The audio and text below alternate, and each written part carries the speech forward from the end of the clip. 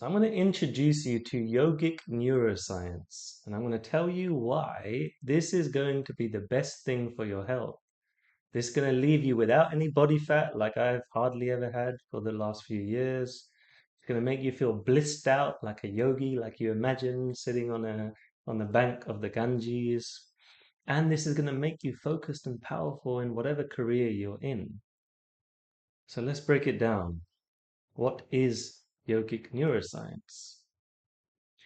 You might have seen Andrew Huberman. Huberman podcast, very popular. I was into him quite a while back. And I like that he's making things like this mainstream, right? He's very established, way more established than me on paper anyway. He's a famous guy. He's been through all this education, etc. And he knows a lot of stuff. And he's going into the deep science of the body, right? What's happening with our hormones? What's happening with our muscles? What's happening with sleep? It's amazing. Really good to listen to. Yogic neuroscience is very similar. It includes all of that neuroscience. That is the body, that's the mind connection. But yogic neuroscience goes even deeper, in my opinion, because it includes a unified view of how we actually live our life and how things like our emotions, our psychology, everything plays a part, and our life force and the spirit inside, the things that can't be measured by all of these like medical devices, right? And I'll tell you this, there's so many things that cannot be measured by medical devices. I said in my book that I wrote, The Power Centers, I said love can probably be measured by a chemical release of hormones into the heart. It could probably be measured by oxytocin when you feel something with someone. But you know what? Like that is very true. There's ways to explain this. But there's also a right brain way that isn't so left brain logical, which is this fits into this and this fits into that and that and that. There's also a right brain way, which I say is how am I actually sensing into the situation? And yeah, you could say there's sensory neurons. I've studied a lot of the science around this, right? Even when I became a personal trainer, they took us through motor neurons and how it's all working together, how our body moves, the reactions, the energy sources. And they took us through this in my yoga teacher training as well, especially because it was Kundalini focused. They took us through the entire bone structure, the chemicals that are releasing. It was fascinating, right? So we need that left side of the brain. We need that understanding is useful. And then there's also a right side of the brain view, which says, I don't need to know all that stuff, right? Am I sitting there with someone thinking, oh, look, I'm feeling my oxytocin levels? Maybe yes. But I know if I feel love, there's something deep inside. When I'm so slow and so calm and still, what is that? Yeah, we can say it's our body is relaxed. Let's say our mind is more still. We can measure the brain waves. They've done this with monks. You can see certain brain waves that are occurring, right? Different brain waves have different behaviors. That is very useful to know. And at the same time, I'm calm and still, and I'm with someone I really care about, like my mum. I'll be doing yoga with her, sitting next to her in this room, by the way, and it's messy, and I kept it like that because my nephews that are playing and coloring and doing all sorts of stuff, right? And that's a metaphor as well, that life isn't always so clean and straightforward, right? There's stuff all over the place. There's stuff all over the place when it comes to our experience of life, isn't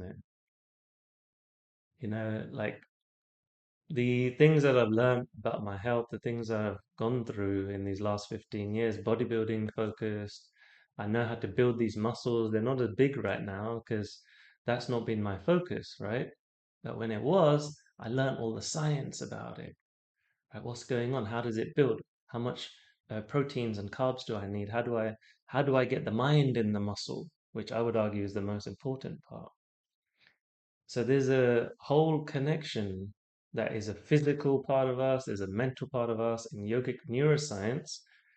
Um, we consider 5 layers. We say there's a body, physical flesh, right? Literally food. You eat more and you get bigger in the physical body, right? We know that, depending on your expenditure of energy in the day. And then we say there is a pranic body, which is more to do with a subtle layer of this is to do with all the neuroscience that we speak about, right? How the um, energy is being moved through our body, right? It's a bit more subtle. It's an electrical force, and that's important, right? That could be connected to emotions. Let's make it really simple. Emotions, anger, right? You wake up, apathy and sadness, you might close down. And then the body's involved in that as well. So you see how it's all related. The body will hunch over. I know when I've felt social anxiety, which is what I've struggled with in my entire life, body will start closing, there'll be a bit more tension in my fists, right? So the posture, everything is different. There's a fluidity in my body when there is calmness, when I feel confident, as we might call it, you know? So that's the second layer, and then there's a mental layer, thinking. Thinking, we all know that one, right? Think, what shall I do? Where shall I go? Where shall I? Indecision. And the mind, the intellect can control the entire life. So knowing how to use this part is very important as well. And then we say there is a intuitive sensing, and we can say that's a bit more of a higher intelligence.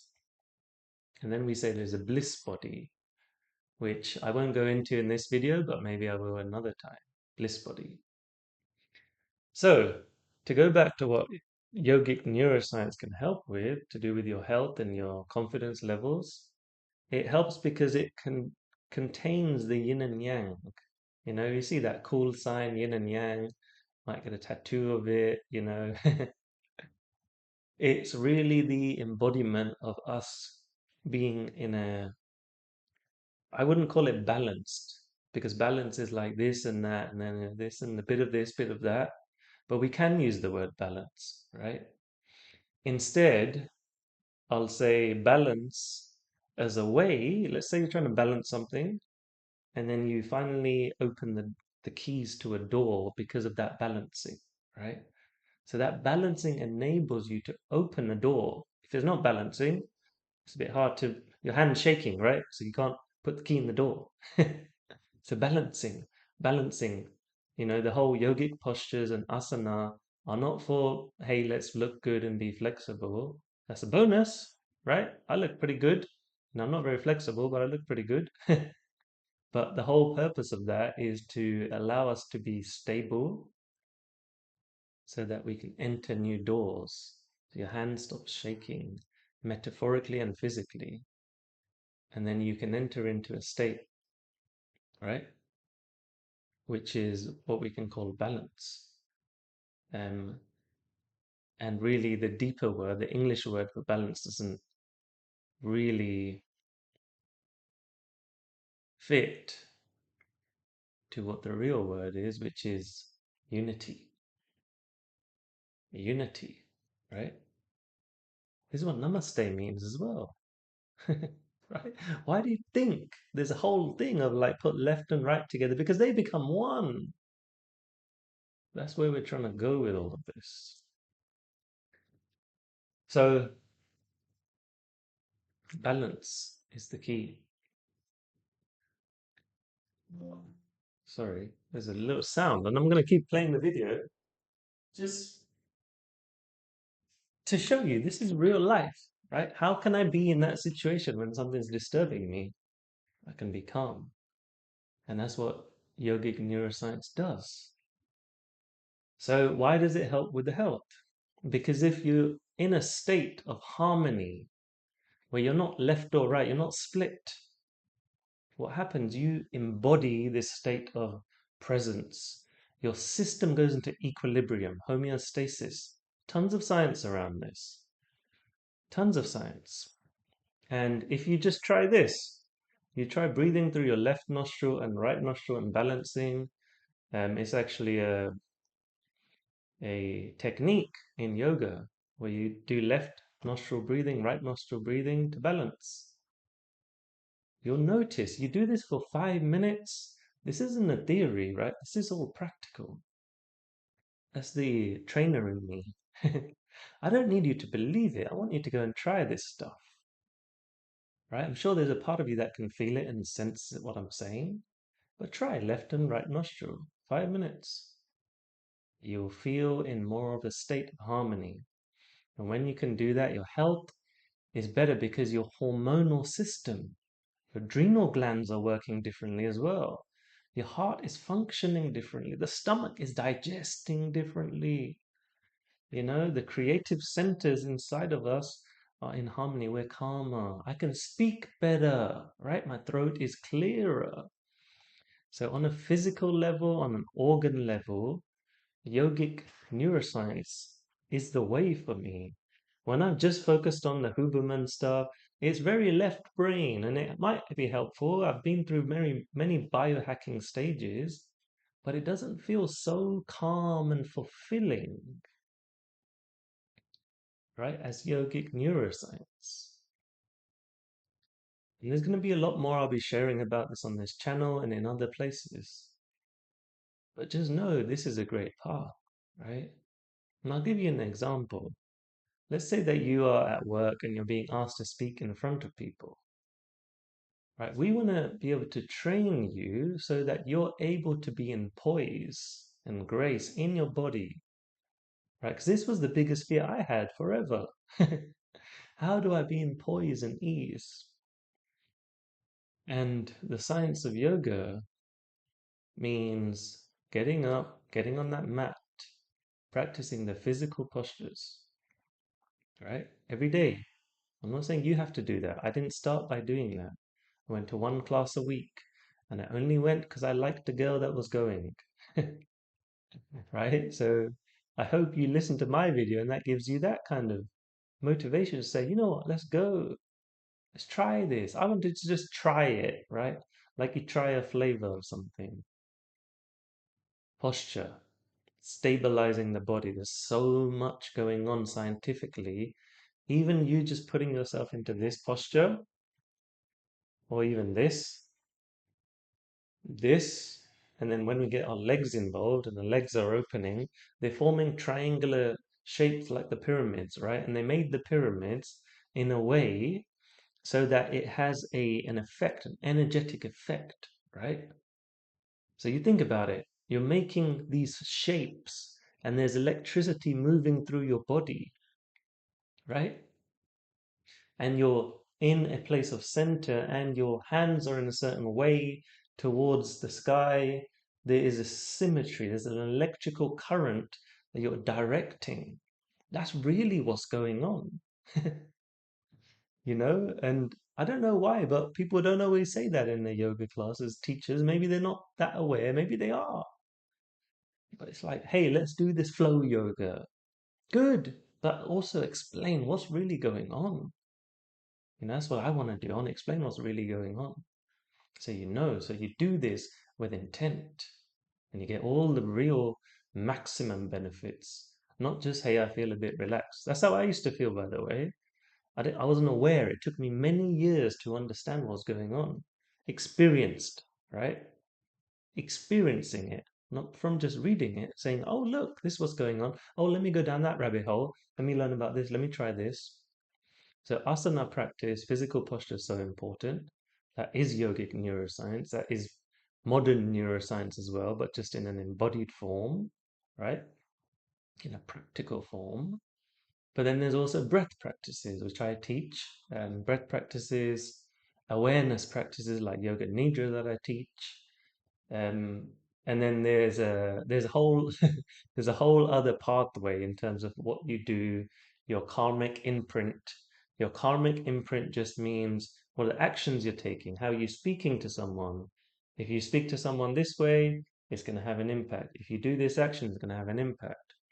And that all connects to what state you're in. How is your neuroscience inside? That aids that. If I'm frantic, the karma I am making for my life, the actions I'm taking, they're different, right? if I'm in a fear state, if I'm thinking too much, panicking, my whole body is experiencing that. So of course, the actions that come out are going to be that, and I'm going to get that as results, right? And for me, I've had loops of that. And I'll get into that into another video, perhaps, karmic loops, how to break those bodily mind patterns and create the life we want. Anyway, though, I want to introduce you to this. I'm going to leave the video there. I know that might feel like it's not full yet. I want to introduce you to this. You know, these acts of meditation, what are they doing? They're allowing us to put our neuroscience in the most optimal place, the body, the breath, the energy in the most optimal place. So then when you sit, that's when you can enter states of bliss that you might read about, presence that you might have heard from Eckhart Tolle and all these mystics. It's real. This isn't something you just read from them, right? There's profound states I have entered, right? And it requires understanding this science. Once you experience that, like the things you can do, the things that will come into your life, the state of presence, the person that I thought I was, falling off. In that state, it falls off because the body is in equilibrium, right? There's balance and there's unity, like I said, and there's stillness, and something deeper is working through me. Me ends. Me ends. So I'll leave it as that. Let me know any insights you got from this video. This channel is about sharing the science and the kind of mystical part of it as well, right? I didn't see any separation, spirituality, science, and sharing stories. I'll be sharing some more stories. You know, I've thrown a few in here somewhere. If there's anything you'd like to know about, something you want to learn, something you want to get better at, put that in the comments. And subscribe because you'll be getting notifications from these videos to tell you when there's another one. Anyway, I'll leave it as that and see you soon.